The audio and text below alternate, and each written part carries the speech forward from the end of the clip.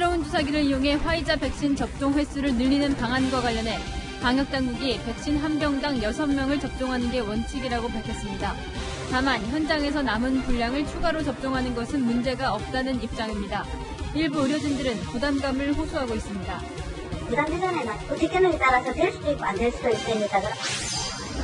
영화 미나리가 미국 골든글로브 외국어 영화상을 받았습니다. 미국 현지에서는 미나리가 오히려 작품상을 놓고 경쟁했어야 한다며 비판이 일고 있습니다. 더불어민주당 서울시장 후보로 박영선 전 장관이 결정됐습니다. 제3지대 단일화 경선에선 국민의당 안철수 대표가 승리했습니다. 은행 신용대출 금리가 크게 오르며 빚을 내 주식에 투자했던 이른바 비투족들의 부담이 커지고 있습니다. 이달 안에 이자는 물론 원금까지 회수하는 추가 대책이 나올 예정이어서 비투족들에게 비상이 걸렸습니다. 이문정 감찰정책연구관에게 수사권을 부여한 최근 인사에 반발해 대검이 법무부에 의견 조회에 공문을 보냈습니다. 법적 근거를 밝혀달라는 내용입니다. 단독 보도합니다. 사이드 미러 대신 작은 카메라를 단 차량이 잇따라 출시되고 있습니다. 안정적인 시야를 확보하고 연비를 높이기 위한 기술 발전인데 문제는 없는지 살펴봅니다.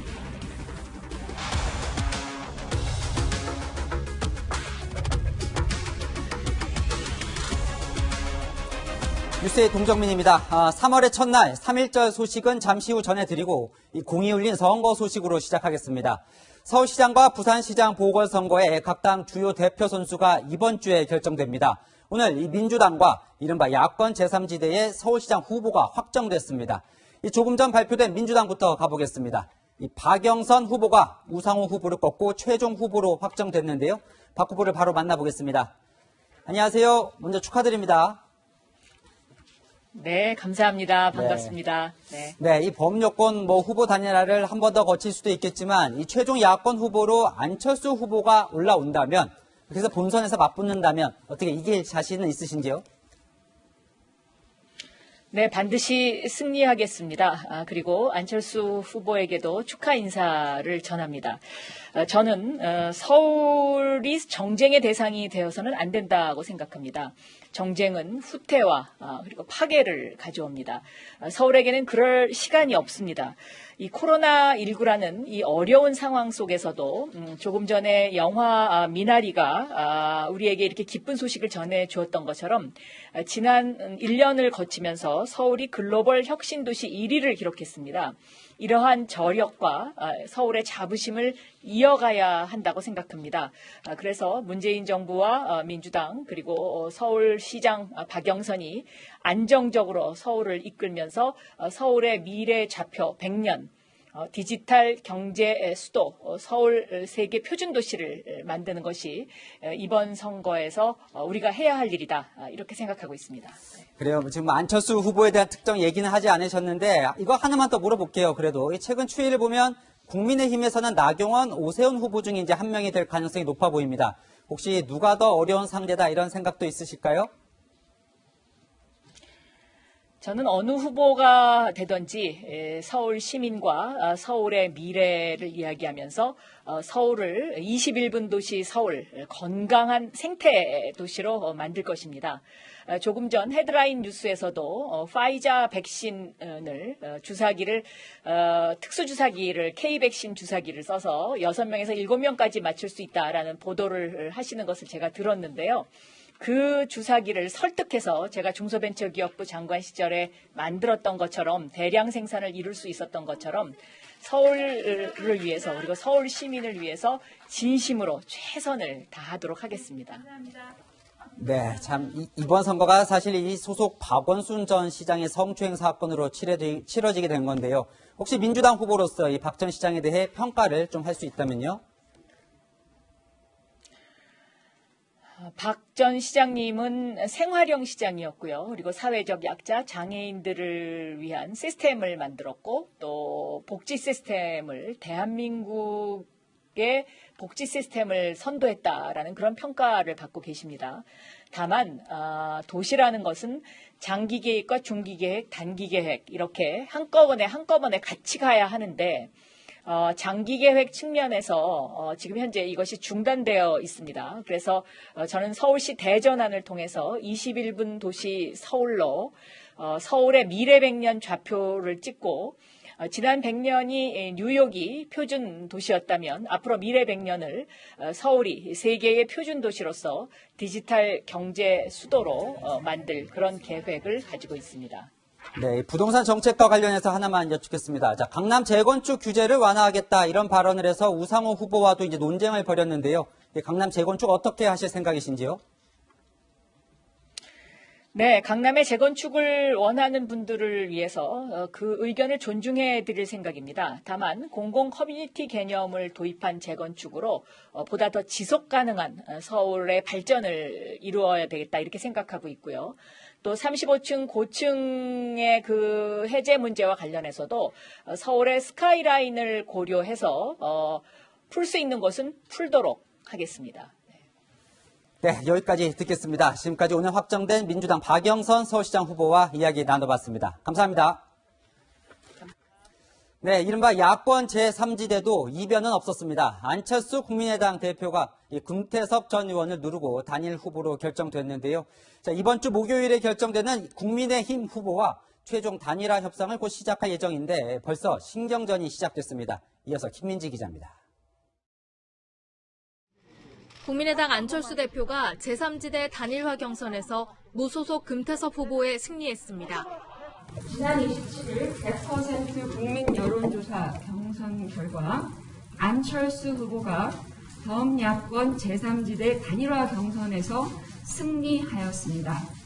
안 대표가 금 후보와 만나 단일화의 뜻을 모은 지 25일 만으로 두 차례 토론 후 경선을 치렀습니다. 제3지대 단일화 과정에서 안 대표는 본선 경쟁력을 부각시켰고 금 전 의원은 범야권의 일원임을 각인시켰다는 점에서 나름 성과를 거뒀다는 평가가 나옵니다. 안 대표는 오는 4일 국민의힘 후보가 확정되는 대로 최종 단일화에 나서겠다고 밝혔습니다. 누가 몇 번으로 어떤 당이 후보를 내는가가 중요한 게 전혀 아닙니다. 잡음이 없이 바른 시간 내에 진행하는 것이 정말로 중요하고 여론조사에서 우위를 점하고 있다고 판단하는 안 대표 측은 여론조사를 통한 빠른 단일화를 주장하는 것으로 알려졌습니다. 하지만 국민의힘은 아직 후보가 선출되지 않았다면서 단일화 협상에 신중한 모습입니다. 김종인 국민의힘 비대위원장은 단일화는 서로의 의견이 맞아야지 한쪽의 일방적인 주장으로 될 수 없다고 말했습니다. 김근식 국민의힘 비전전략실장은 안 대표 측이 자신들에게 유리한 여론조사를 단일화 방식으로 기정사실화하고 있다면서 다양한 방식을 논의하겠다고 밝혔습니다. 양측 간 신경전이 본격화되고 있습니다. 채널A 뉴스 김민지입니다. 선거 전 그 공이 울린 지금 이 시점에 여론은 누구의 손을 들어주고 있을까요? 정치부 정한희 기자와 살펴보겠습니다. 자, 정 기자, 가장 궁금한 서울 여론부터 설명해 주시죠. 네, 서울에서 더불어민주당과 국민의힘의 정당 지지율 보시는 것처럼 박빙입니다. 리얼미터가 지난주에 5일 동안 조사를 해봤더니 민주당 지지율 31.3%, 국민의힘은 29.5%였습니다. 여론은 추세가 중요한데 어느 당이 상승세입니까? 네, 민주당의 지지율을 보면은 최근 들어서 지지율이 오름세인 걸 확인할 수 있는데요. 자, 그런데 2월 첫째 주만 하더라도 민주당의 지지율 올 들어서 최저를 기록했습니다. 자, 바로 이때는 정부의 부동산 이사 공급 대책이 발표됐습니다. 자, 그런데 여기에 대한 시민의 의견을 물었더니 부동산 대책 도움이 되지 않을 것이다. 이런 의견이 53%가 넘죠. 이 부동산 정책에 대한 당시의 부정적인 분위기가 여론조사에 반영된 걸로 보입니다. 그래요. 이 부동산 민심이 안 좋아서 계속 여당이 불리할 거라는 전망이 있었는데 그런데 꼭 그렇지만도 않군요. 예, 그렇습니다. 바로 이슈가 이 부동산에서 4차 재난지원금 지급과 코로나19 백신 접종으로 옮겨지면서 민주당 지지율에 도움이 됐다는 분석이 있습니다. 자, 이 백신 접종을 일례로 들어보겠습니다. 자, 순서가 되면은 바로 접종하겠다. 이처럼 60%를 넘었거든요.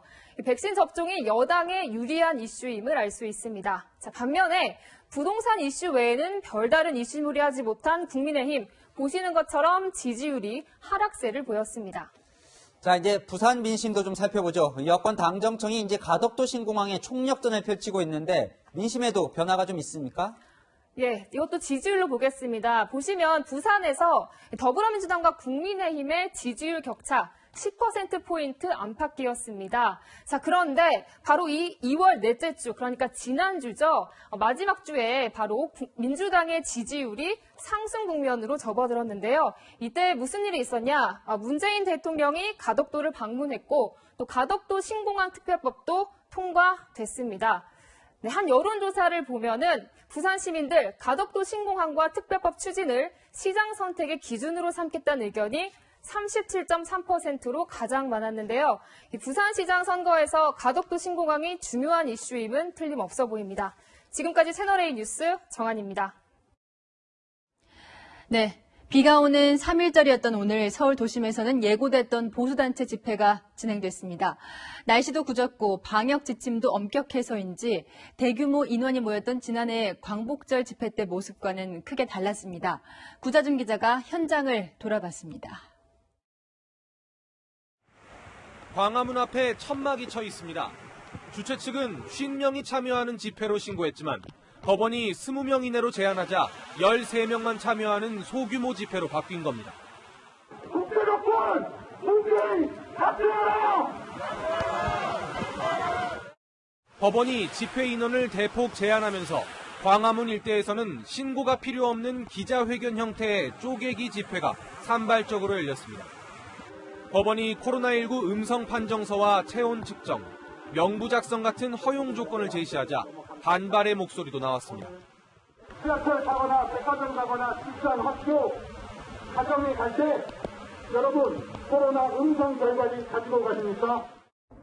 지금 비가 많이 내리고 있는데요. 비를 피해 세종문화회관 지붕 아래에서 기자회견을 하느라 사람들이 많이 몰려 있습니다. 지난해 광복절이나 개천절 집회처럼 경찰과 집회 참가자 사이에 큰 충돌은 빚어지지 않았습니다. 하지만 곳곳에서 경찰에 항의하는 참가자들이 보였습니다.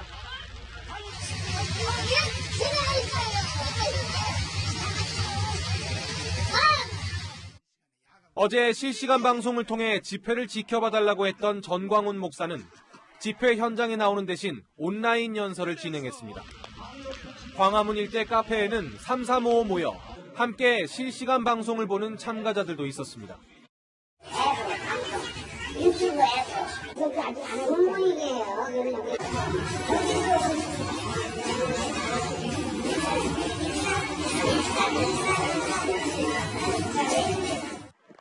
오늘 집회에 대비해 경찰은 광화문 일대에 펜스를 설치하고 6,000명의 경찰 인력을 투입했습니다. 경찰은 보신각 주변의 미신고 집회 한 건을 강제 해산시켰고 참가자에 대한 사법 처리를 검토하고 있습니다. 채널A 뉴스 구자준입니다.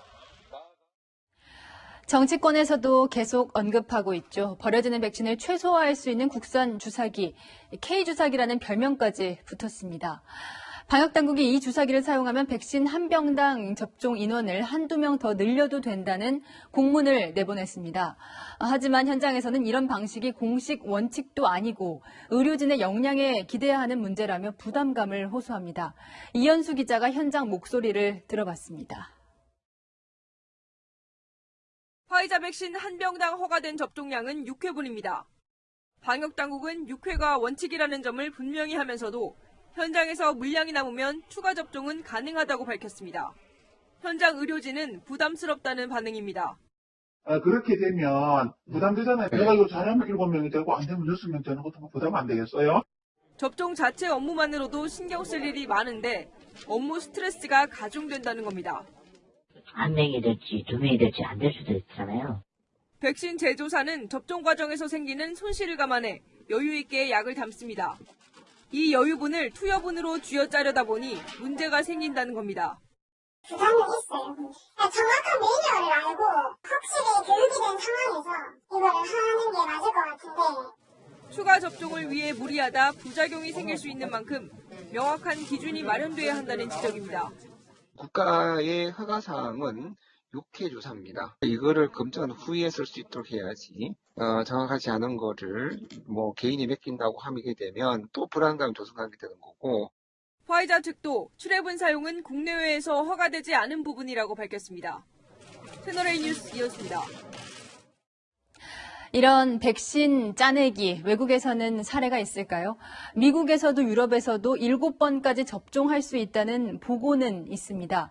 하지만 원칙은 6명에게 사용하는 겁니다. 김단비 기자입니다. 미국 알래스카의 의사가 올린 유튜브 영상입니다. 화이자사가 권고하는 조제법대로 백신 한 병에 식염수를 넣고 최소 잔량 주사기를 이용해 1회 접종 분량을 추출합니다. 이렇게 하기를 7차례, 7명이 접종할 분량이 만들어졌습니다. So you can get 7 doses this way. Well, that's my technique for getting 7 doses out of the Pfizer vials. 공식적으로 화이자 백신 한 병에는 6명을 접종할 양이 들어있습니다. 하지만 지난해 12월부터 화이자 접종을 시작한 미국에서도 백신 한 병당 7명도 가능하다는 보고가 잇따랐습니다. 미국 식품의약국은 백신 한 병에서 나오는 모든 용량을 상용하는 것도 가능하다는 입장을 밝혔습니다. 벨기에는 지난 1월 5,000명에게 7회분 물량을 접종했지만 실시 일주일 만에 중단했습니다. 화이자 백신은 3주 간격으로 2차례 맞아야 하는데 2회차 접종 때도 동일하게 7회분이 추출되지 않을 수 있기 때문입니다. 방역당국은 우리나라에서는 한 병당 6명 접종이 원칙이라면서도 현장에서 잔여량이 생길 땐 7명 접종도 가능하다는 방침을 고수했습니다. 다만 그 LDS 주사기 사용으로 추가 잔여량이 생길 수 있을 경우에는 한두 명 정도의 도즈가 필요할 경우에 현장에서 사용할 수 있다는. 또 서로 다른 병에서 나온 여유분을 섞어 1회분을 만드는 것은 절대 없어야 한다고 강조했습니다. 채널A 뉴스 김단비입니다.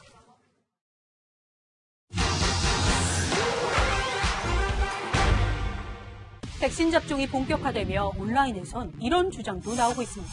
우리나라만 코로나19 백신에 물을 타 접종을 한다는 건데요. 확인해봤습니다.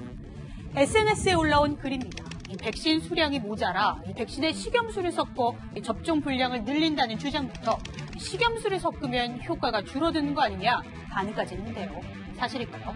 정부가 의료인용으로 배포한 화이자 백신 지침부터 확인해봤습니다. 먼저 화이자 백신을 해동한 뒤 백신병을 잡고 부드럽게 10회 뒤집어야 합니다. 이때 절대 강하게 흔들면 안 되는데 입자가 분해될 수 있기 때문이죠. 이후에는 백신을 희석해야 하는데요. 주사기를 이용해 백신병에 생리식염 주사액 1.8ml를 주입하고 다시 10회 부드럽게 뒤집어 혼합합니다. 화이자 백신을 맞을 때는 희석된 백신에서 한 사람 1회당 0.3ml씩 추출해 쓰는 게 올바른 방법이죠. 그렇다면 일부 주장처럼 우리나라만 화이자 백신에 더 많은 생리식염 주사액을 탈까요? 팩트맨팀이 앞서 백신 접종을 시작한 미국, 영국 등에서 화이자 백신 얼만큼 희석하는지 확인해봤습니다. 미 질병통제예방센터와 식품의약국 FDA, 세계 최초로 화이자를 승인한 영국, 그리고 화이자 공식 지침 모두 똑같이 생리식염 주사액 1.8ml로 희석하라 적혀 있습니다. 백신에 따라 보관 방법, 또 접종 방식에는 차이가 있는데요. 희석할 필요가 없는 모더나, 얀센, 아스트라제네카와 달리 화이자는 원액에 생리식염 주사액을 희석해 주사하는 형태인 겁니다. 결론적으로 우리만 백신에 식염수를 탄다거나 더 많은 양을 섞는다는 건 사실이 아닌데요. 방역당국도 오늘 백신 관련 가짜뉴스 또 유언비어가 심각하다며 주의를 당부했습니다. 이 밖에도 궁금한 점은 팩트맨 많은 문의 바랍니다. 천조국 들어보셨습니까? 이 국가부채 1,000조 원 시대가 임박했습니다. 이 당장 4차 재난지원금 19조 5천억 원도 이 국가가 상당수를 빚을 내서 마련해야 하는데요.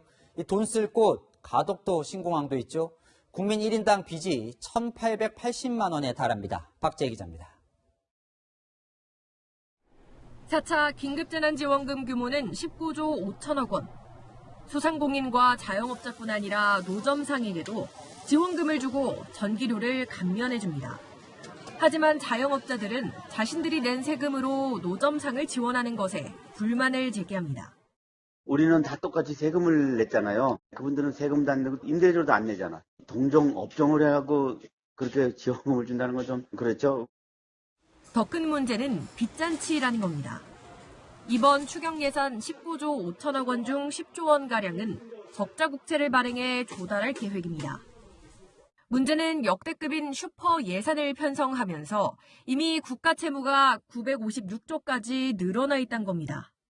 이번 추경으로 20조의 빚을 더 지고 앞으로 소상공인 손실 보상까지 더해지면 올해 국가 채무 1,000조 원 돌파는 시간 문제란 지적이 나옵니다. 국민이 1인당 약 1,880만 원씩 빚을 지게 되는 셈입니다. 홍남기 부총리는 재정 부담을 수차례 우려했지만 지금 부채 증가 속도가 빠르지 않다라고 했는데 저는 굉장히 빠르다고 판단하고요. 재정 수지 적자도 저는 우려스럽습니다. 코로나19란 특수한 상황과 선거를 앞둔 여당의 압박에 결국 굴복했습니다. 국채 증가 수준을 고민하지 않을 수 없었습니다. 하지만 국민이 생존을 걱정하는 상황인 만큼 당장의 민생 회복이 최우선이라는데 미래 세대가 갚을 빚을 담보로 돈을 풀기보다 불필요한 예산 지출부터 줄여야 한다는 지적도 나옵니다. 채널A 뉴스 박재입니다. 이 빚 걱정은 국가만의 이야기가 아닙니다. 우리 가정엔 대출 이자 압박이 심해지고 있습니다. 이 기준금리는 계속 동결이지만 시중은행들은 신용대출 금리를 올리고 있는데요. 이 마이너스 통장 만들어서 주식이나 부동산에 투자해온 빚투족들은 비상이 걸렸습니다. 김유빈 기자입니다. 코스피가 역대 최고치를 찍은 올해 초. 빚을 내서라도 주식 투자에 몰린 빚투족들이 급증했습니다. 주변에서 하도 많이 벌었다 해가지고 저도 마이너스 통장으로 주식을 시작했어요. 처음 저도 했을 때 수익이 한 20%까지도 나왔어요. 그런데 최근 분위기가 달라졌습니다. 4대 시중은행의 신용대출금리가 6개월 만에 많게는 0.6%포인트까지 오른 겁니다.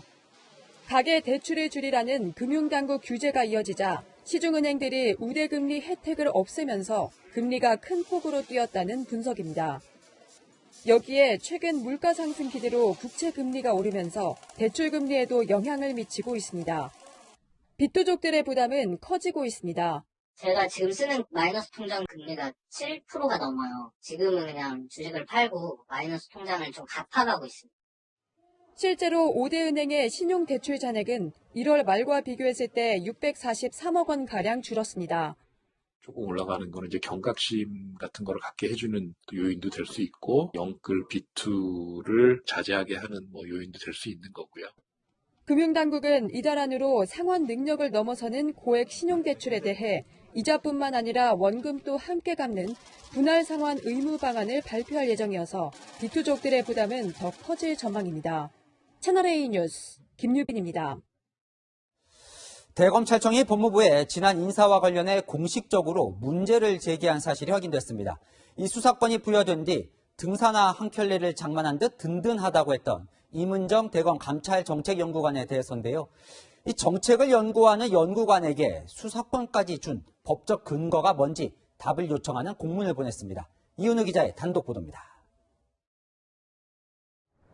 대검찰청이 법무부에 의견조회 공문을 보낸 건 지난달 22일 검찰의 중간 간부 인사 이후였습니다. 법조계에 따르면 검찰이 이 공문을 통해 문제 제기를 한 건 임은정 대검 감찰정책연구관이 인사였습니다. 당시 인사에서 서울중앙지검 검사로 겸직 발령을 내면서 수사권을 뒀는데 이런 인사의 법적 근거를 밝혀달라는 요구였습니다.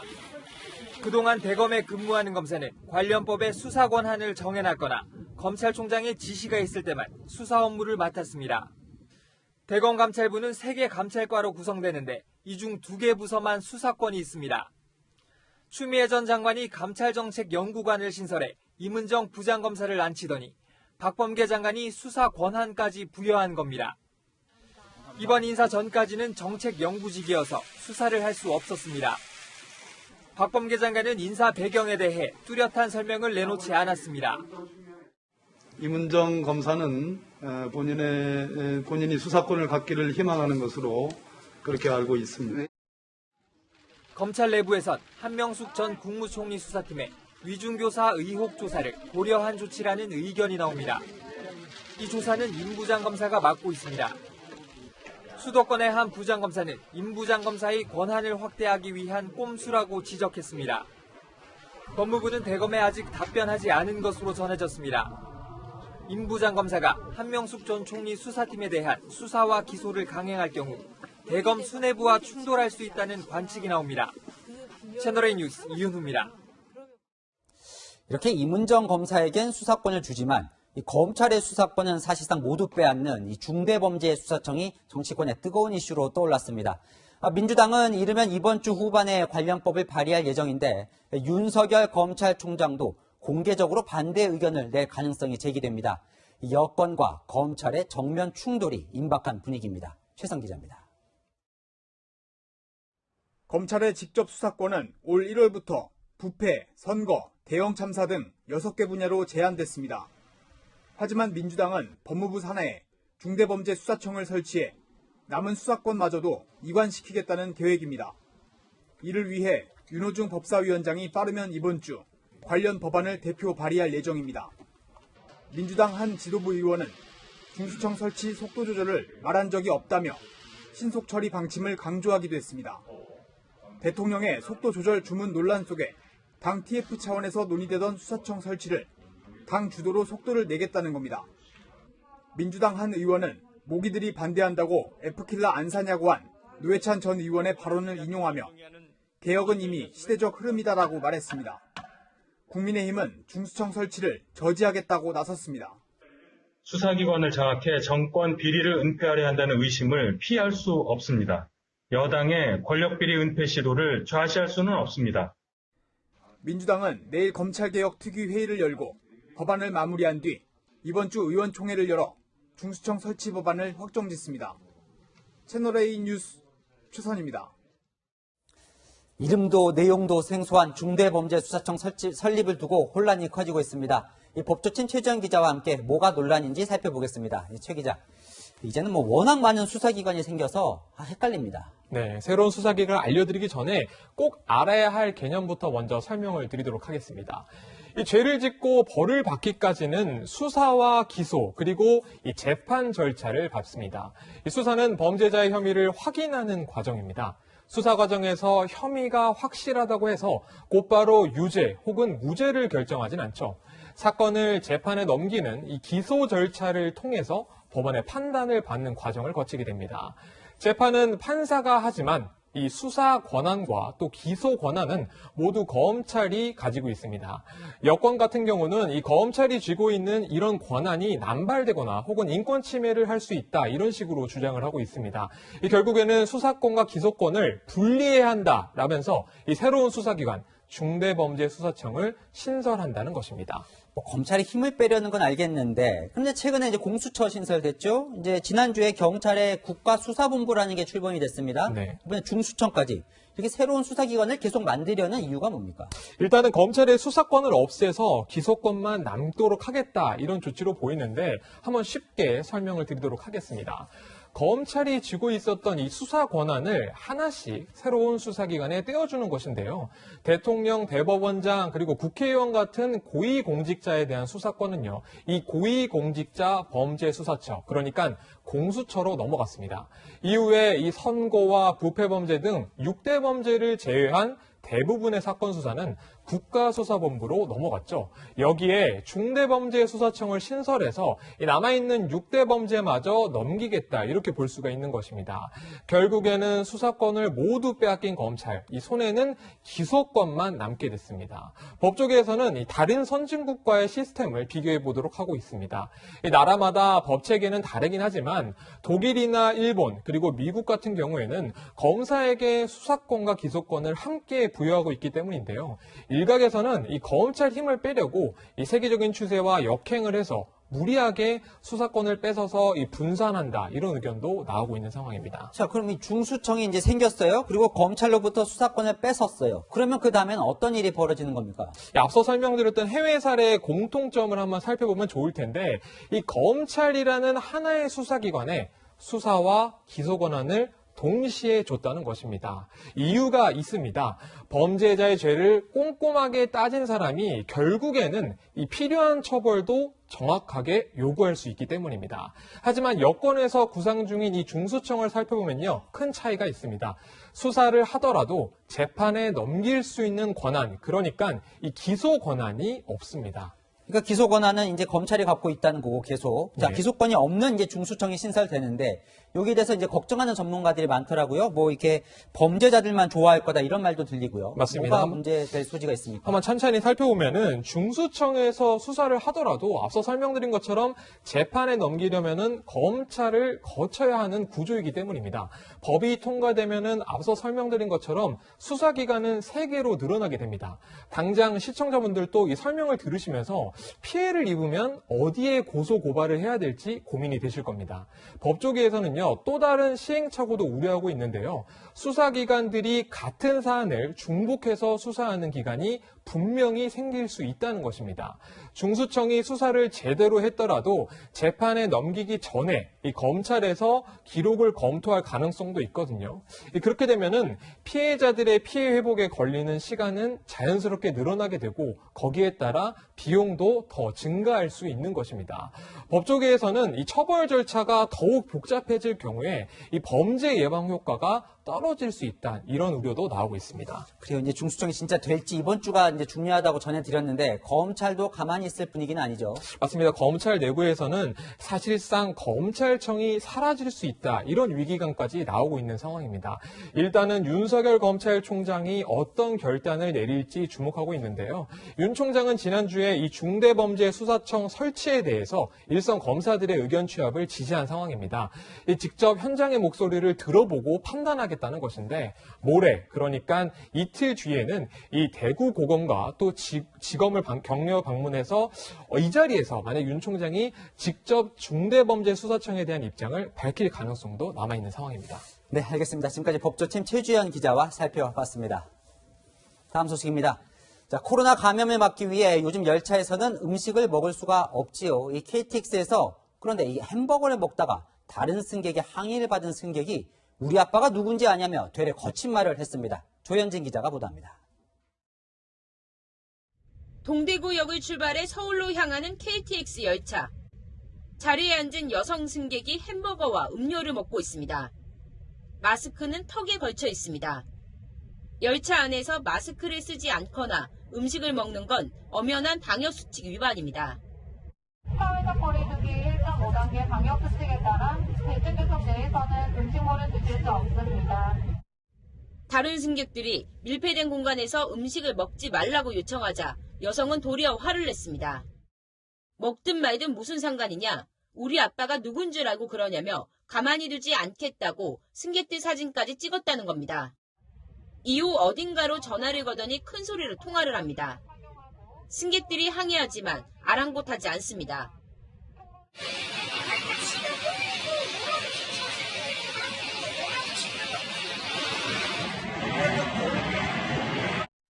근처에 있던 승객이 찍은 영상은 온라인에 퍼졌고 여성 승객의 무분별한 행동에 비난이 잇따르고 있습니다.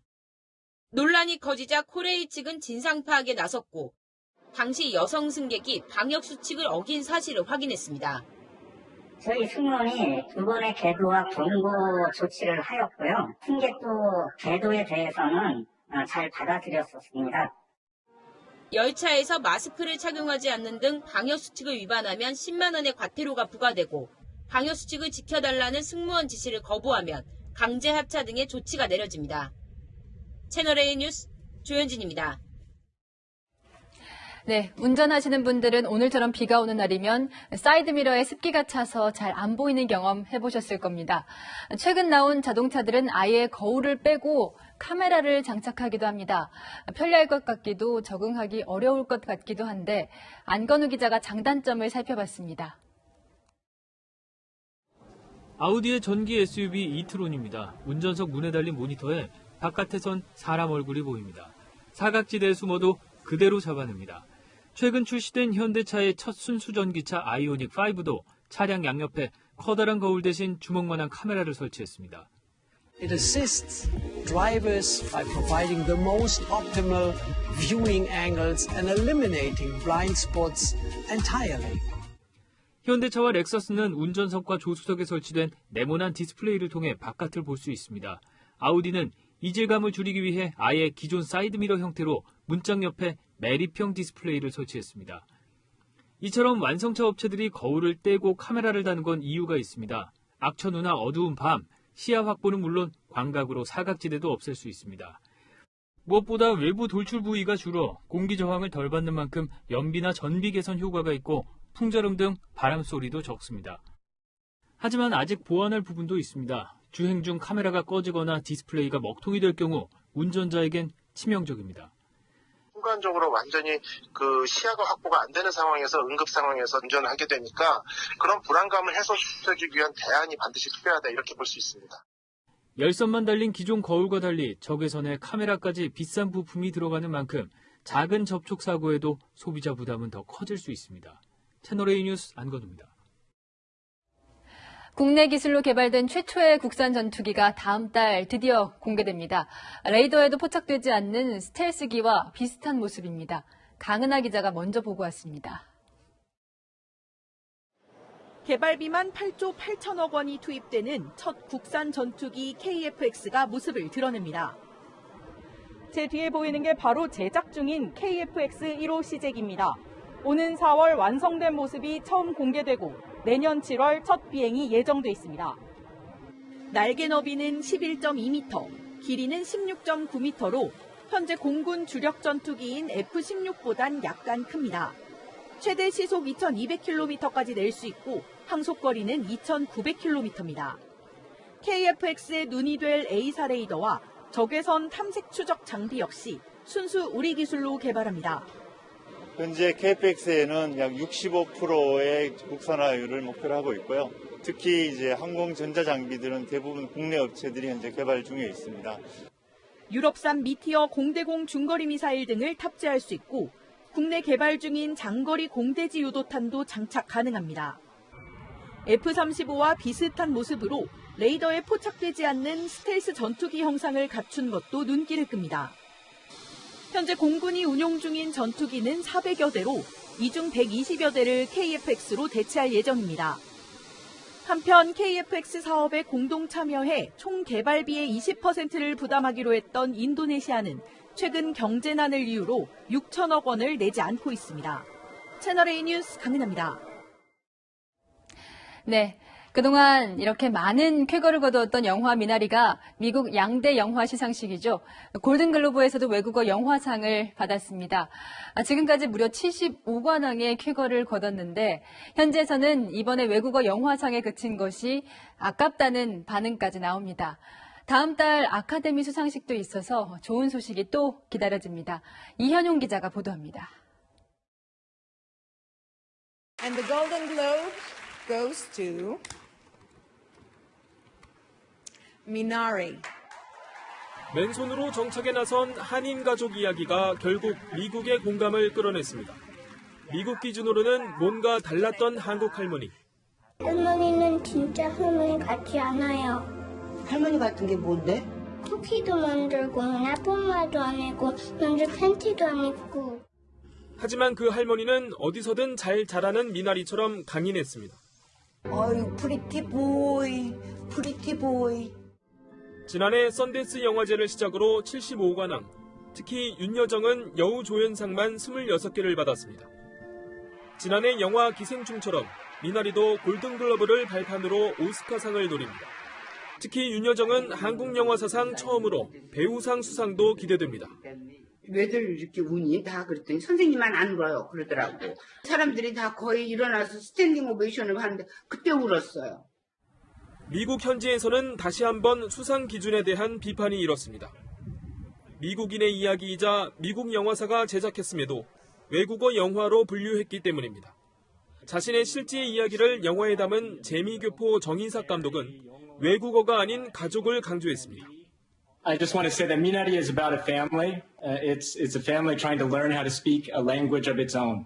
It goes deeper than any American language and any foreign language. It's a language of the heart. 미나리 열풍이 아카데미상으로 이어질 수 있을지 후보 발표는 오는 15일입니다. 채널A 뉴스 이현용입니다. 올해 3.1절 기념식이 3.1운동의 발상지 탑골공원에서 열렸습니다. 문재인 대통령의 대일 메시지가요. 3년 전에는 반성을 거부하는 일본 이렇게 싸늘했었는데 올해는 중요한 이웃이라며 한결 부드러워졌습니다. 전혜정 기자입니다. 문재인 대통령이 102주년 3.1절을 맞아 미래라는 단어를 5차례나 써가며 한일 관계 개선에 의지를 보였습니다. 언제든 일본 정부와 마주 앉아 대화를 나눌 준비가 되어 있습니다.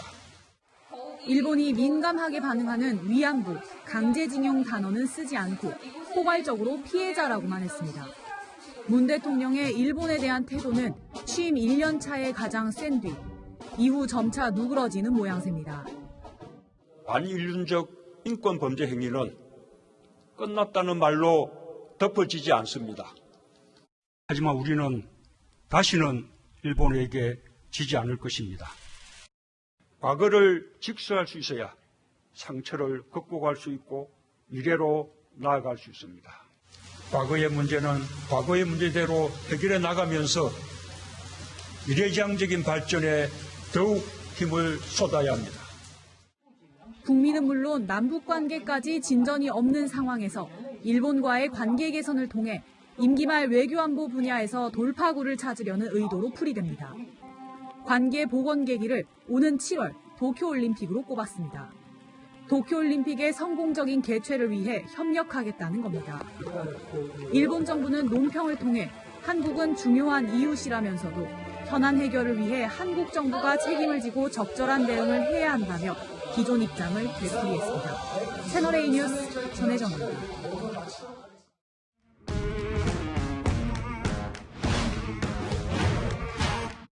자, 열왕열왕 휴가 복귀한 이동원 기자와 함께합니다. 첫 번째 주제 보여주시죠. 네.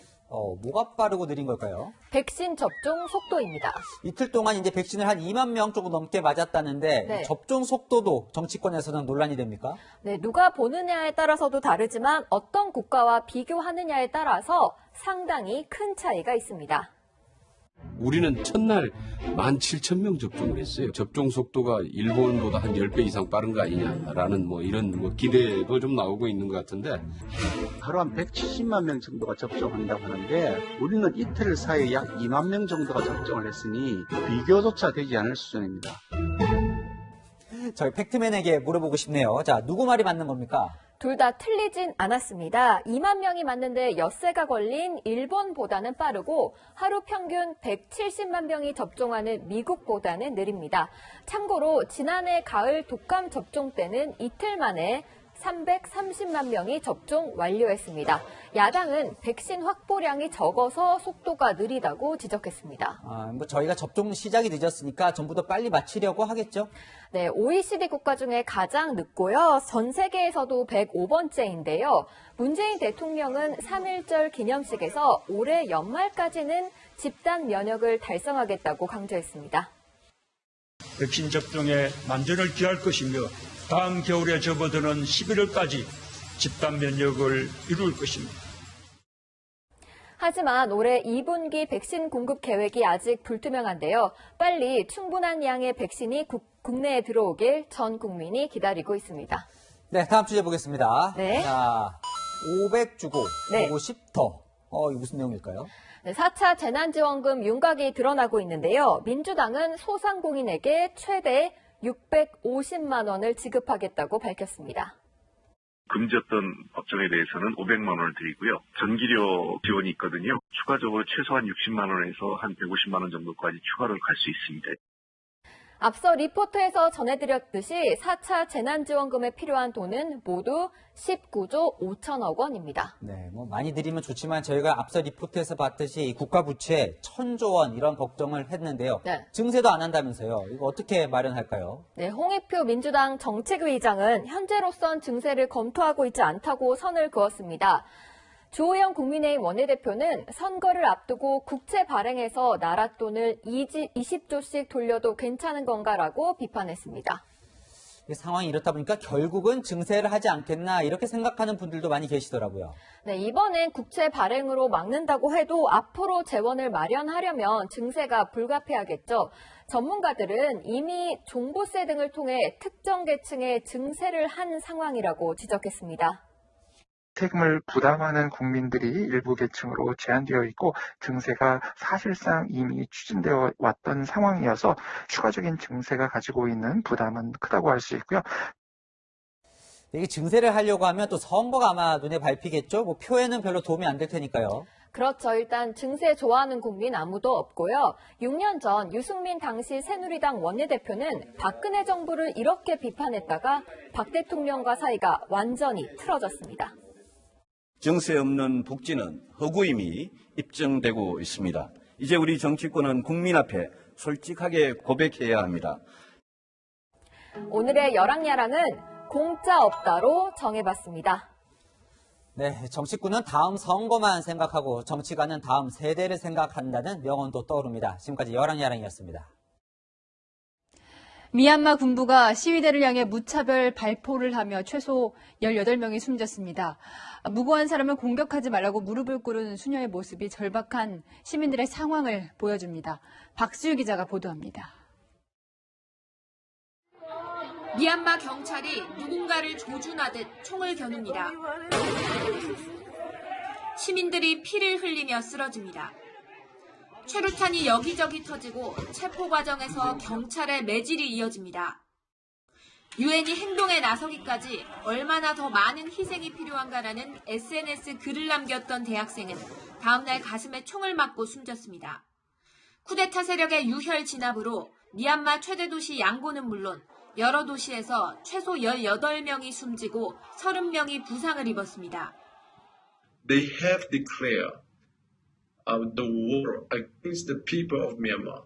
And now the whole world must understand this nature of these dictators' illegal regimes. 길거리에 무고한 아이들도 크게 다쳤습니다. 수녀는 무릎을 꿇고 무고한 시민들을 공격하지 말라고 호소했지만 군과 경찰은 닥치는 대로 잡아가뒀습니다. At least 1,000 arrests of people who have been arbitrarily detained. And we're talking here about doctors, medical workers, teachers, activists, opposition politicians. 미얀마 군부에 의해 감금돼 화상으로 재판을 받고 있는 아웅산 수치 고문은 오늘 또 다른 혐의로 기소됐습니다. 봄을 알리는 3월이 시작됐지만 미얀마 민주주의는 한겨울처럼 혹독합니다. 채널A 뉴스 박수입니다.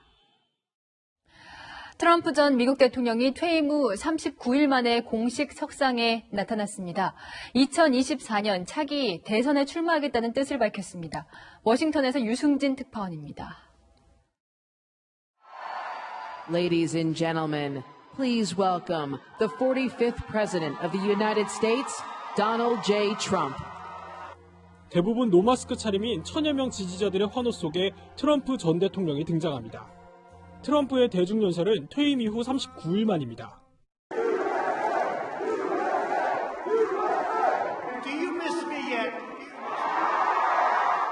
두 번째 탄핵 위기에서 벗어난 트럼프의 입담은 여전했습니다. Joe Biden has had the most disastrous first month of any president in modern history. That's right. 신당 창당설에는 선을 그었지만 2024년 대선 출마 가능성은 열어뒀습니다. Who knows? I may even decide to beat them for a third time. Okay? 오랜만에 트럼프 행보에 행사장박도 들썩였습니다. 성족이 반바지를 입고 빨간 넥타이를 맨 트럼프 황금 동상까지 등장했습니다. I think he was the greatest president that's lived.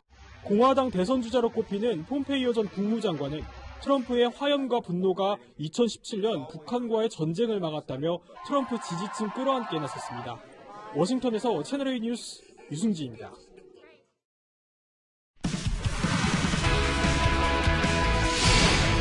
경기 도중 상대 선수를 물어 핵이빨이라고 악명을 떨쳤던 수아레스가 이번에는 상대를 꼬집어 논란입니다. 한 주간 명장면 염정원 기자입니다. 상대와 치열하게 몸싸움을 벌이던 수아레스. 충돌이 일어납니다. 알고 보니 수아레스가 상대 선수의 허벅지 한쪽을 꼬집은 겁니다. 여러 차례 상대를 깨물어 핵이빨로 불리기도 했는데요. 이젠 좀 마음을 잡았나 했는데 드라큘라에서 울버린으로 업종을 바꿨나 봅니다. 김연경이 공을 넘기자 그대로 스파이크를 때리는 러츠.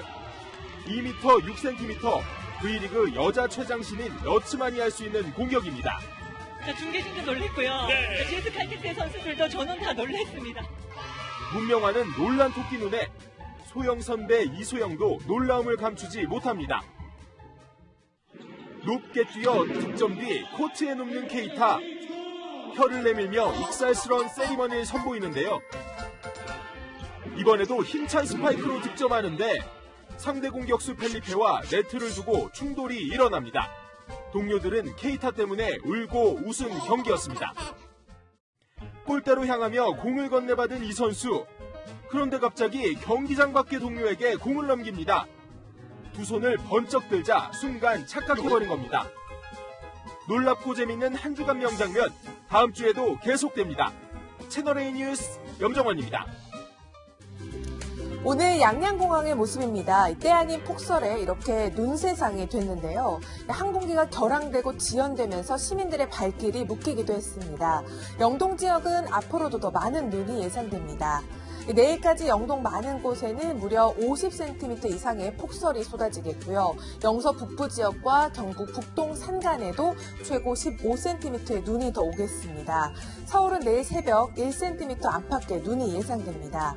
연일 건조했던 서울 등 내륙 지역은 단비가 내리면서 건조특보가 모두 해제됐는데요. 내일까지 강원과 충북 북부, 영남 동해안 지역에는 30에서 80mm, 그 밖의 지역에도 10에서 60mm가 더 오겠습니다. 이번 비와 눈은 내일 오전 대부분 그치겠고 동해안 지역으로만 오후까지 이어지겠습니다. 내일 출근길에는 미끄럼 사고 주의하시고요. 가급적 대중교통 이용하셔야겠습니다.